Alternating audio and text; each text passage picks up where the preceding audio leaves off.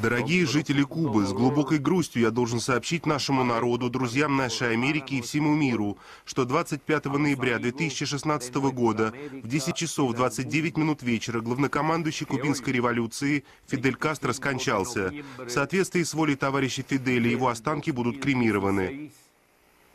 В его жизни, кажется, не существовало слова «компромисс». Сын неграмотного землевладельца получит юридическое образование, а потом, когда станет во главе страны, наряду с другими национализирует и земельный участок собственного отца. Так Фидель понимал принцип социальной справедливости, ради которого он сидел в тюрьме, эмигрировал, а потом вернулся, чтобы остаться на Кубе уже навсегда.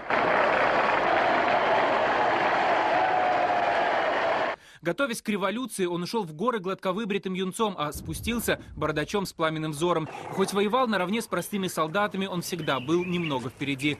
Камуфляж, в котором он победит режим Батисты, Кастро снимет не скоро. Держать оборону против США он будет не с политической, а военной выдержкой, чтобы там, через пролив, понимали, компромиссов быть не может. ЦРУ будет покушаться на жизнь лидера Кубы безуспешно. США ведут экономические санкции, тоже не поможет. Десятки лет Кастро будет доказывать, идеи дороже. В аэропорт Хосе Марти встретить генерального секретаря ЦК КПСС Леонида Ильича Брежнева прибыли товарищи Фидель Кастро Рус, Освальдо Дортикос Торрадо, Рауль Кастро Рус. Именно идейный партнер СССР станет покупать карибский сахар по завышенной цене. Взамен команданты начнет читать сладкие речи о дружбе через океан. И эта дружба поможет маленькому острову выстоять. Национализировав предприятия и земли, Фидель не сделает кубинцев богачами, но избавит их от нищеты. В стране бесплатное образование и медицина, включая самые сложные операции и зубопротезирование. Живут они, конечно, в тесноте, но трущоб, характерных для Латинской Америки, на острове нет. После распада Советского Союза Куба буквально нищенствовала в райских декорациях, но командант и здесь нашел выход. Начал развивать туризм, привлек иностранные инвестиции, провел некое подобие перестройки, при этом сохранив верность идеям социализма. Кубинский народ любил часами слушать пламенные речи Фиделя. Самое пространное продлится больше суток, пока однажды он на публике не потеряет сознание. Тогда-то куда громче начнут звучать разговоры о здоровье команданты. Ему поставят все самые страшные диагнозы: инсульт, болезнь Паркинсона, рак. Но сам он будет уверять, что это американцы выдают желаемое за действительное. Да они меня каждый день хоронят. А когда я действительно умру, никто в это не поверит. Уйдя со всех постов, Фидель начнет жизнь скромного пенсионера, снимет таки камуфляж и уже в спортивном костюме будет встречать кубинскую пионерию, иногда публиковать эссе в местной прессе. На первый в истории Кубы Кастро компромисс пойдет его брат Рауль, ставший преемником Фиделя, и примет на острове Свободы лидера свободы американской. Через несколько недель Фидель словно проанонсирует свой уход. Скоро мне исполнится 90 лет. Всем нам приходит свой черед. Видимо, решив остаться верным лозунгу «Свобода или смерть», с которым он гладковыбритым юнцом уходил в горы готовиться к революции. Самый длинный латиноамериканский сериал закончился, и его главный герой, согласно законам драматургии, ушел непобежденным. Этот человек сделал кубинские сигары символом революции. Фидель Кастро – одна из наиболее харизматичных фигур своей эпохи.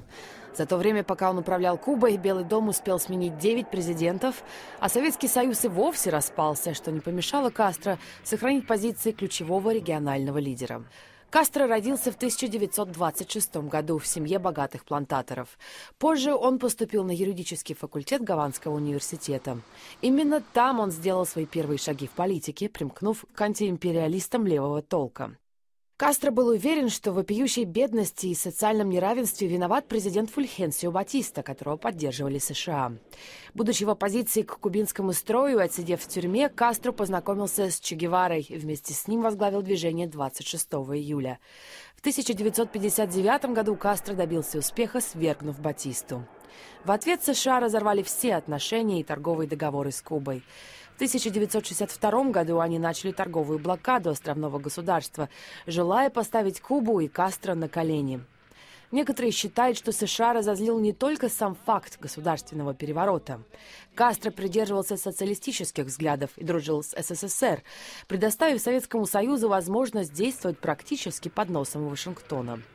Размещение советских баллистических ракет на Кубе чуть не привело мир к катастрофе, а Кастро надолго возглавил список врагов Америки. Один кубинский чиновник перечислил ровно 638 способов, которые использовала ЦРУ в попытках уничтожить Кастро.